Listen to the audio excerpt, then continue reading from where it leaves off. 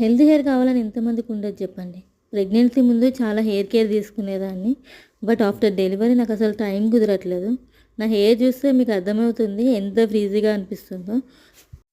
నన్ను అడిగితే హెయిర్ని ఖచ్చితంగా ప్యాంపర్ చేయాలి. ప్యాంపరింగ్ చేయకుండా హెయిర్ని మనం చెప్పినట్టు వినాలంటే ఎట్లా వింటారు చెప్పండి. So let's do a quick hair care routine. ముందుగా మందారం పూలతో జెల్ చేశాను. ఈ జెల్ ఎట్లా చేశాను అనేది మీకు కావాలంటే నా కామెంట్ సెక్షన్లో కామెంట్ చేయండి. అండ్ దాంట్లో కొద్దిగా కొబ్బరి నూనె అండ్ మీకు మీ దగ్గర ఉంటే విటమిన్ ఈ క్యాప్సూల్ కూడా ఇంక్లూడ్ చేసుకొని బాగా మిక్స్ చేసిన తర్వాత హెయిర్ని పార్టిషన్గా తీసుకొని ఒక్కొక్క లేయర్ని అప్లై చేసుకొని ఒక 10 మినిట్స్ తర్వాత, ఒక 10 or 15 మినిట్స్ తర్వాత హెయిర్ వాష్ చేసుకోవాలి. హెయిర్ని డ్రైయర్తో కాకుండా న్యాచురల్గానే డ్రై అవ్వనివ్వండి. డ్రై అయిన తర్వాత మంచిగా కోమ్ చేసుకొని వదిలేసుకుంటే మీకే డిఫరెన్స్ తెలుస్తుంది. ఒకసారి నా వీడియోలో చూస్తే మీకు ఇలాంటి మంచి మంచి టిప్స్ కావాలంటే ప్లీజ్ లైక్, షేర్ అండ్